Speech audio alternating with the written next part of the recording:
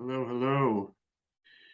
This is I hope slightly shorter version of a talk that I gave at ITESOL this past week about a program that I run at SUU called VISAS, which is a volunteer program aimed at mostly helping international students, but let's say the headline is facilitating contact between domestic and international students. So it's good for the domestic students too.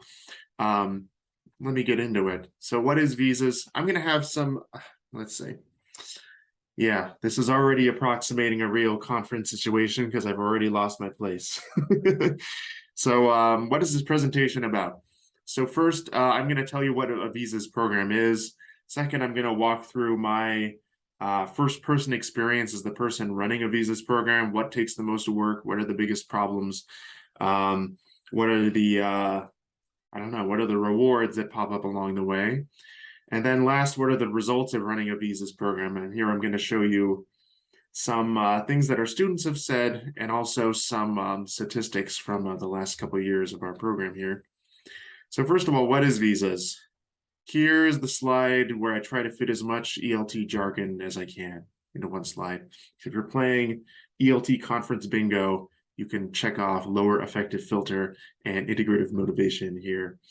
And basically, let's see, the way I look at the program is trying to get international students out of purgatory for a bit. When they're in the IEP, they can feel disconnected from the larger campus culture and look at the sea of mostly white faces in Utah and be a little intimidated. So it's trying to, reduce that level of intimidation by giving them basically a volunteer friend on campus. Also, maybe increasing the legitimacy of their IB classes by putting domestic volunteers, not just their ESL teachers, but domestic volunteers from the undergraduate population at SUU. SUU is my university, by the way, into their classes. And it's mostly aimed, well, like the slide says, at boosting integrative motivation. So among the international students, letting them feel like they're part of the campus community. It also results in some positive experiences for the domestic students, especially the ones that are placed in ESL classes as assistants. But the main point is to help the international students. So there are 3 roles within visas.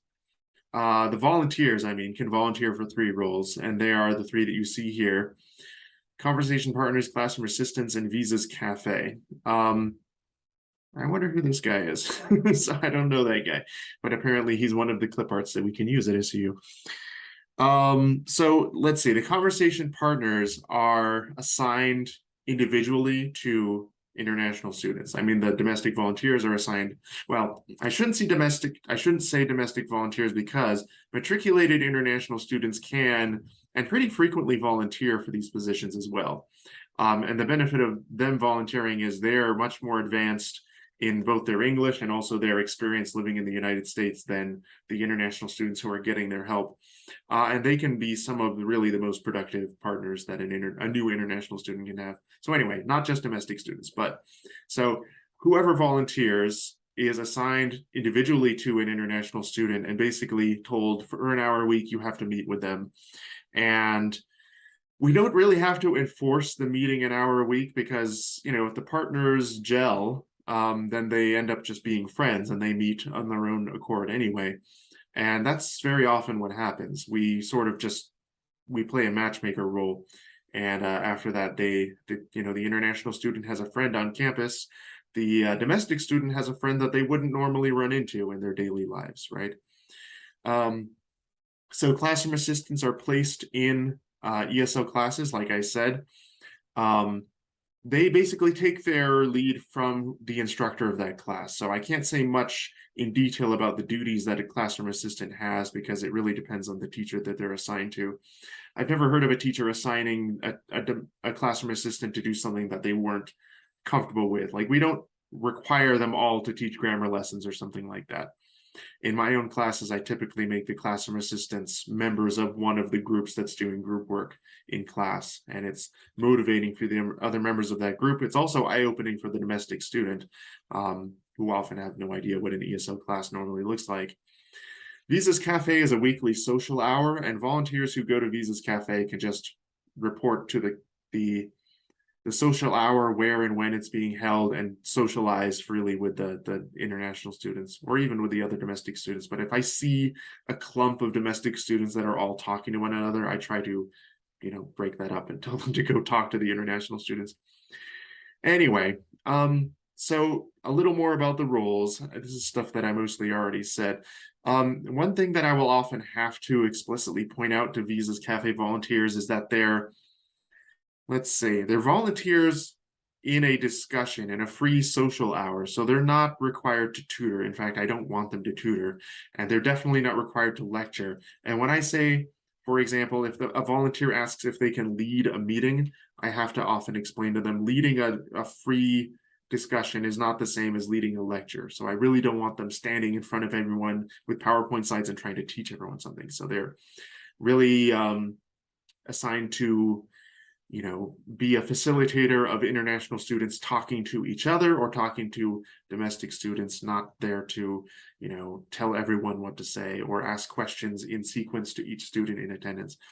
That's something that I've encountered in the past that I've had to sort of deprogram from the volunteers.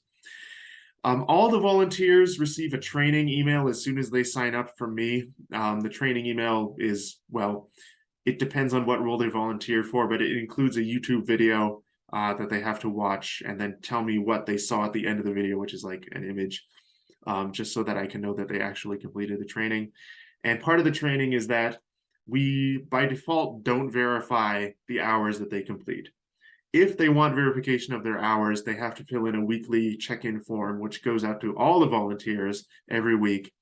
And then at the end of the semester, if they filled in that form every week and they still want a record of their hours, then we can give them a record of their hours. Usually the only students who ask for this are the ones who are volunteering in order to fulfill a requirement as part of another class, like a service learning requirement or something like that. So it's like 1 or 2 students every semester out of 50 to 100 who will ask for this. And again, by default, we don't keep track of the hours that they complete. So here I would pause for questions. When this goes up on YouTube, I'll read the comments and then I'll respond to them individually. Yeah. So again, this is left over from the live version of this presentation. Okay, so the next section of this presentation is me talking about my first person experience as the person who's running this program. So I inherited this program from our director, and our director ran a very similar program at his last institution before he came to SUU. Most of the ideas are his, but I still have a lot to offer to anyone who's thinking of starting a program like this or is running a program like this and just wants to share their own experience, because I've been basically in charge of it by myself for the last 3 years. So, I know how the sausage is made. So the next few slides are about that sausage, how the sausage is made.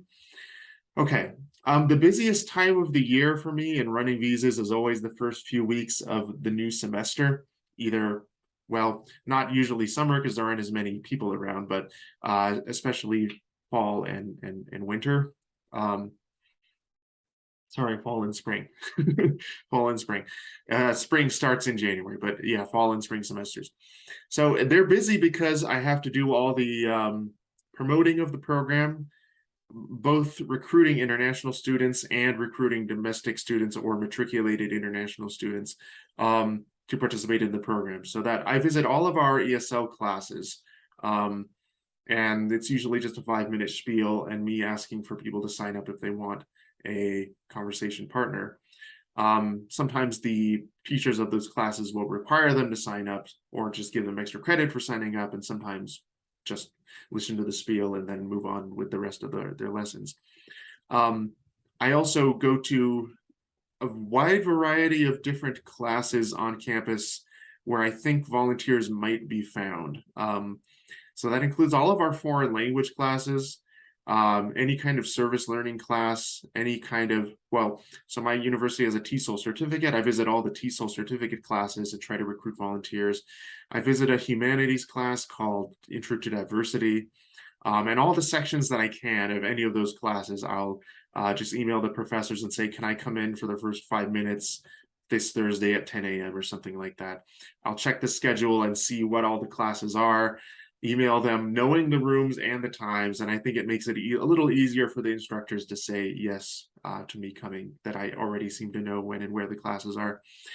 Anyway, and then I'll just walk around campus getting my 10,000 steps a day for the first couple of weeks of the semester, and usually getting on average like 2 volunteers for every 20-person class that I visit.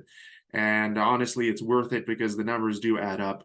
But it's like, yeah, sometimes classes meet at really inconvenient times, and then I just have to come to the campus when I wouldn't normally be there, like at 7 in the morning. But it has to be done. So I'm also planning on having, well, as of this recording, I'm planning on having a booth at the Student Center for 2 days next week around lunch, and I hope that'll yield some more volunteers. So anyway, yeah, basically promote visas any way you can. If there's a volunteer fair, go to that. If there's a, if your campus has a service learning office, email them and try to include your program in the newsletter. I've done that, and I just remind them every semester to please include a blurb about my class too. So at the bottom here, you have a sample of the kind of emails that I send to professors when I'm trying to get a spiel scheduled. Right, so besides that, once the signups start appearing, I will send the training videos to the signups as they appear.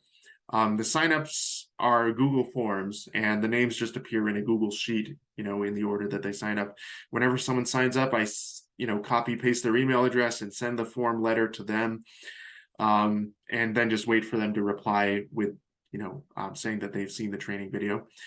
After that, I'll match conversation partners from the volunteer list with the international students sign-in list, just in the order that they sign up. The only exceptions to that are when the volunteer requests a student with a specific language background, and we try to accommodate that.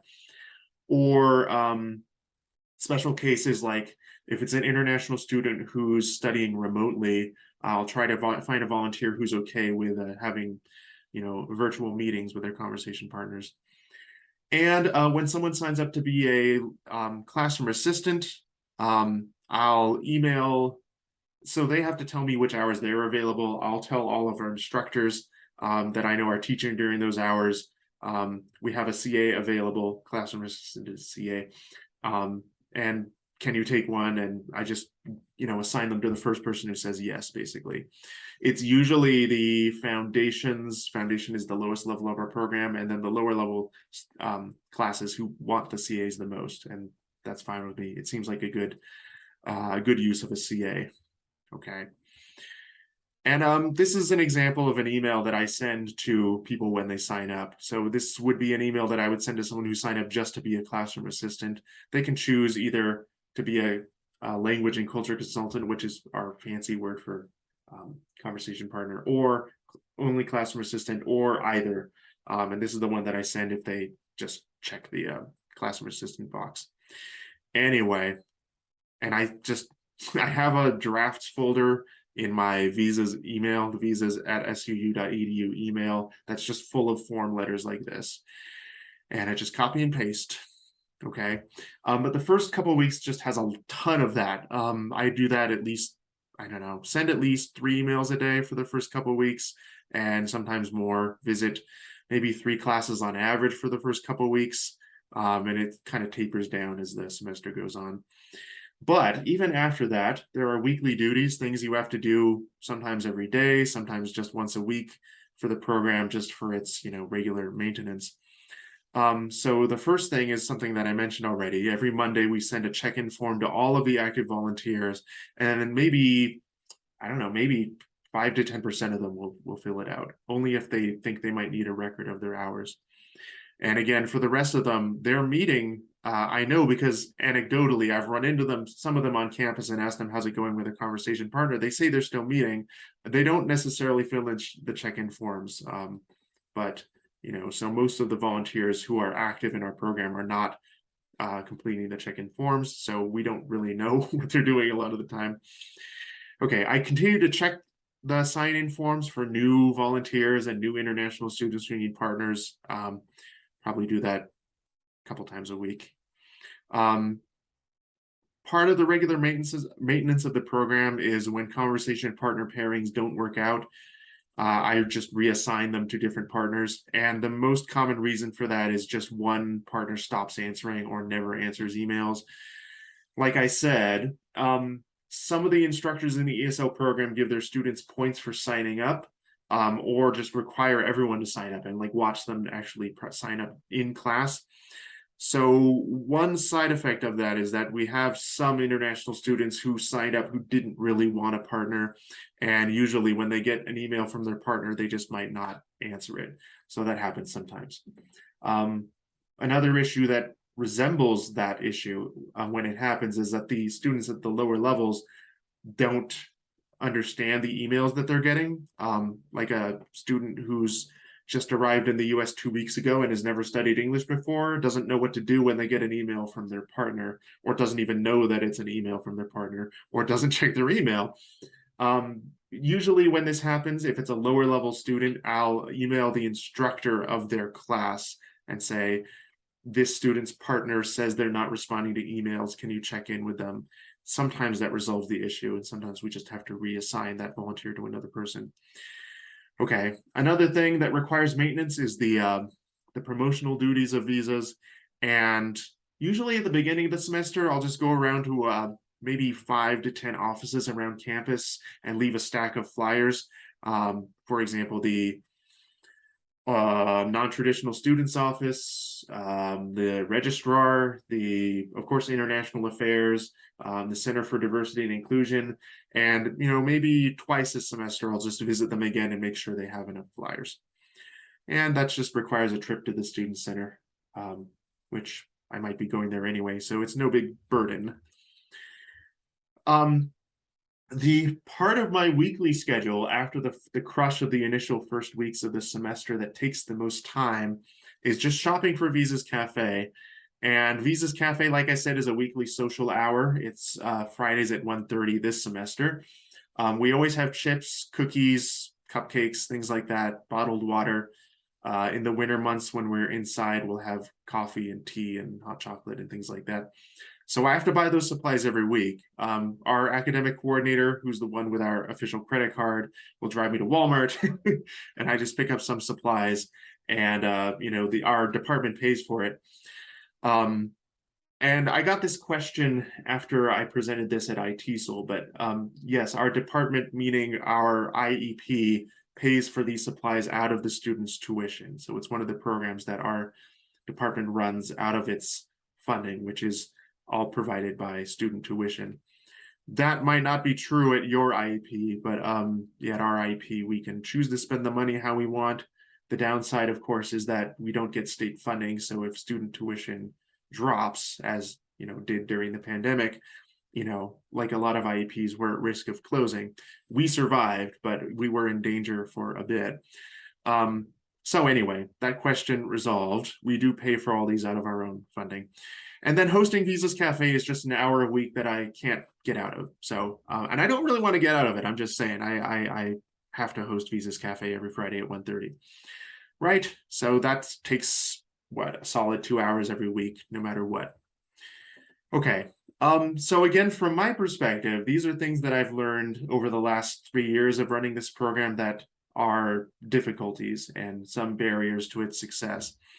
One is that as we're matching volunteers to international students, sometimes we have a lot more international students looking for partners than we have partners available. Sometimes we have a lot more partners available, did not button this sleeve, than we have international students who are waiting. So either we'll have volunteers who are just waiting for a really long time to get a partner, or we'll have international students who signed up like in September and are waiting until February to be assigned a partner, which is really unfortunate.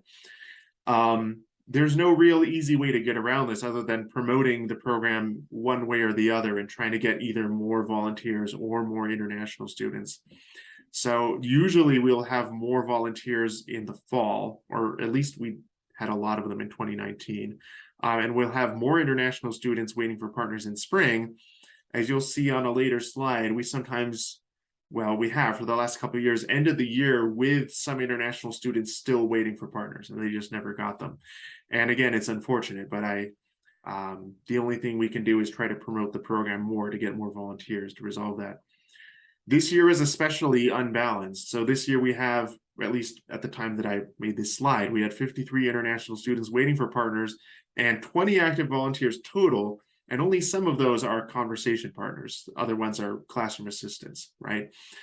So there's a pretty severe imbalance right now of volunteers to international students. So that's part of what spurred me to have this booth in the Student Center and try to recruit more volunteers next week.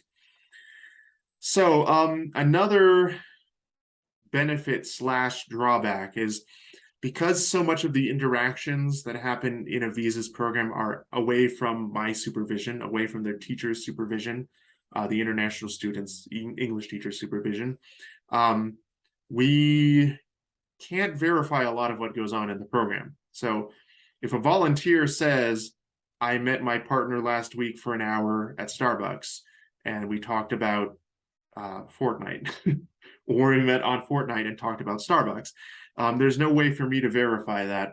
I can ask the student, but it would be really burdensome for me to interview all the students and make sure the volunteers were completing their hours. So some volunteerships last less time than I would like, and I don't know why they end some of the time, or most of the time. And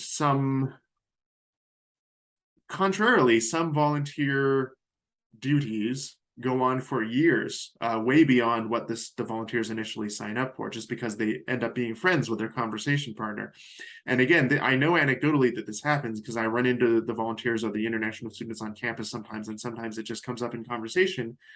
But most of the time, I won't know that this is happening because they don't continue to sign up to fill in the they don't continue to fill in the check-in forms. And as far as they're concerned, after that, they're just hanging out with their friends. They're not fulfilling a volunteer position anymore. So again, all of this happens in a black box that I'm unaware of. And so what data that I do have on the program on what students say that they're doing or how long they're meeting has a very strong sampling bias, because only students who are completing the check-in form are providing any data. And that's not everybody. It's students who have a particular reason that they're volunteering, usually as part of, like I said before, a service learning class or something like that, right? So that's a challenge collecting good data on the program. Challenge 3 out of 2 is that the VISAS Cafe, let's see, I would like VISAS Cafe to be 100% student run. And we started doing this in 2020, just before the pandemic started. There were 2 VISAS Cafe meetings, which were run by international students for international students. Those 2 meetings went really well. The students wanted to help the host run a good meeting. The hosts wanted to do a good job for their classmates and the international students who look up to them because they were the highest level students in our IEP. But well, first of all, the pandemic stopped all that, and we haven't restarted trying to have student-run meetings. This is actually the 2nd semester, including summer, when we've gone back to in-person meetings. And when we start trying to get the program on its own feet again, I mean, the student-run VISAS Cafe on its own feet again, it'll require a lot of effort at the beginning because you have to train the VISAS Cafe volunteers, like I talked about before. Try to deprogram them from thinking of themselves as tutors or as lecturers during that VISAS Cafe. Because again, VISAS Cafe is meant as a social hour, not as a teaching opportunity, not an opportunity for higher level students to teach lower level students, just for them to lead. You can think of it as like the host of a party. That's the role that we want them to be playing. So it takes some training to get them used to that. I find sociogramming is helpful for this, having them like diagram out how often each person talks to each other person so they can see if they're just lecturing everyone, they'll get this particularly shaped sociogram. Some of you will know what I'm talking about when I say sociogram, and that can help to raise their consciousness as to what a successful discussion section looks like as opposed to a lecture. Anyway, so again, the business of getting volunteers to run Visas Cafe and then getting volunteers, hopefully in the future, to train the future volunteers who run Visas Cafe will require a lot of future effort when I decide to make another stab at it. So, questions so far? Let me know in the comments. So what are the results of running a Visas program? This is going to have some statistics, some comments from our students. These are the sign-up statistics for the last 4 years. 2018 was before I was at SUU, so I'm just kind of taking on faith that those numbers are accurate. 2019 was the first year I was running it, and as you can see, there was a dip during the pandemic, but not as big of a dip as you might expect. Again, our IEP survived the pandemic, so that's good news. The Visas program survived the pandemic, even though starting in 2020, it was all online. So people were basically signing up to meet their partners over Zoom or come to Visas Cafe on Zoom, which is a good deal less fun. Still, signups didn't take too big of a hit during the pandemic. So the last slide was just volunteers, and that's the different roles that they could volunteer for. The next slide is international student signups. There was a big dip after 2018. I don't know what happened in 2018. Again, I wasn't there, but it's dropped, and the low point was during 2020, as you might expect, but not as badly as you might think it would. As you can see, it's been increasing since then. We're on pace now because we already have 53 international student signups to continue that growth.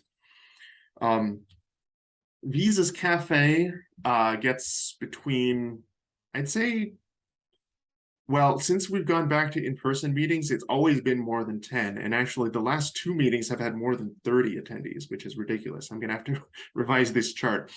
But basically, you can see that the number of attendees at Visas Cafe varies a lot week to week.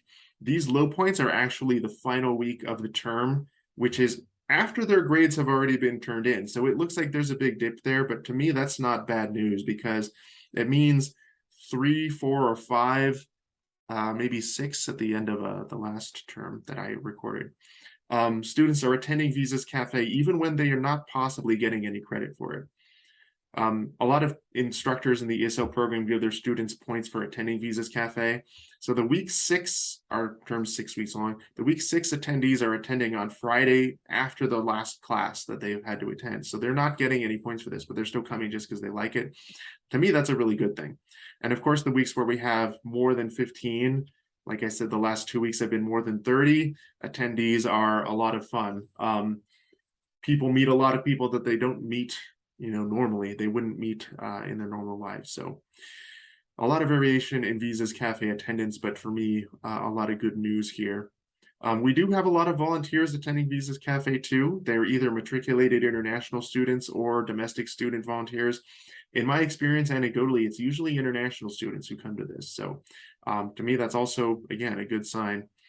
A lot of our instructors also show up if they happen to be there on a Friday and want some Hostess cupcakes. Okay, some more data.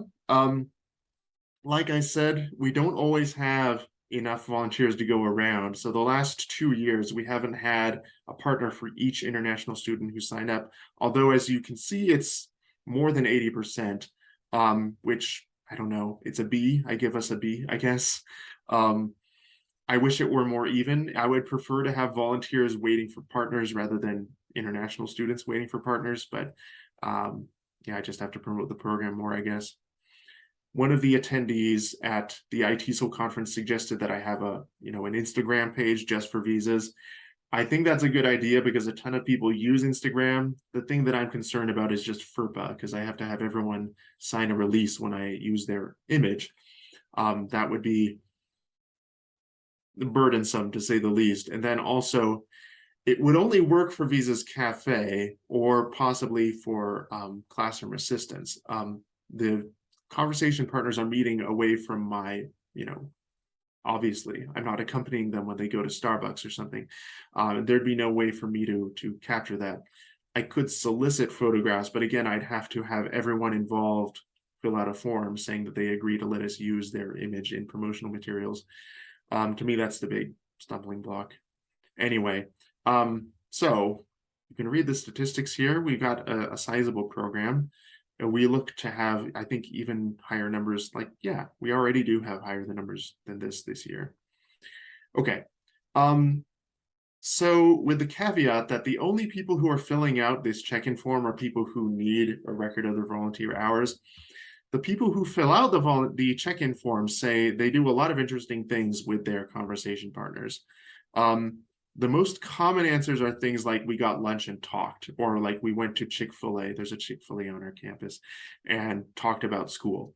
Things like that, very normal conversational stuff is probably the most common kind of answer. And to me, a good thing, because I mean, that's what we hope the program is doing, giving students a chance to relate normally to someone their own age, away from the teacherly gaze, and just talk about normal stuff that they want to talk about. Pretty uncommon answers are ones like this. So our discussion focused on her program related to writing English essays. We don't expect the conversation partners to be tutors, and we don't usually find that they're acting as tutors, which to me is good news because they're not trained as tutors. And it's good to me that the international students don't usually want the volunteers to be that. And that's, to me, again, that's a good thing. Sometimes people fill out the form and say they just didn't meet. That's fine with me. That doesn't happen all that often, luckily. And, you know, more commonly than you might expect, you get answers like we went somewhere really far away. So where was that? These people went to see a movie in the movie theater. That's pretty awesome. These people went to Bryce Canyon. I actually remember who wrote that. It was an international student paired with another international student, and the international student who was volunteering had said explicitly he wanted to help people who were experiencing a hard time, just like he did when he first got to SUU. So that was really nice for me to hear, you know, international students paying it forward. Anyway, so some went to St. George. If you're not familiar with our area, St. George is a 45-minute drive away. Most international students at SUU don't have cars, so I mean, this is one sort of incidental benefit to having a conversation partner. Often it results in being able to get rides to places that you wouldn't normally be able to go to. St. George has a Costco and an In-N-Out, and a El Pollo Loco, a couple things that we don't have in Cedar City. So it can be nice for our international students who have a conversation partner be able to go to St. George and stuff like that. Anyway, so last, I hope that you will consider having visas or a visas-like program at your institution. If you don't already, I hope I've given you an overview of what it's like. My lips are really dry. From my perspective as the person who runs the program, it's not, I mean, maybe I've made it sound like it's a bit of work, but it's really worth it when you read comments like, you know, the international student who took the other international student to Bryce Canyon and just hung out with them basically all weekend.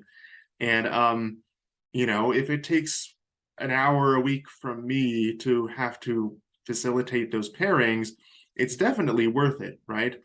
And some things that you might want to think about as, I don't know, I hope things that will push you to maybe have a visas program on your campus is, if the domestic students and international students tend to stick together and not mix very often, a program like this can really help, you know, melt those barriers, especially if your international students feel a little bit stuck in their IEP classes.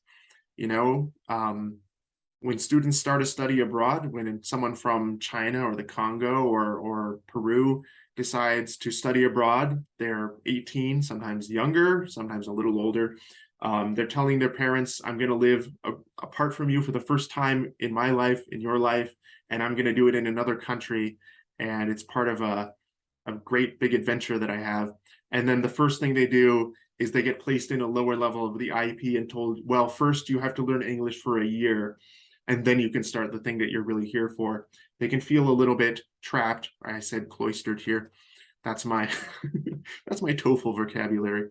Vocabulary. There's a good vocabulary. Use the word vocabulary.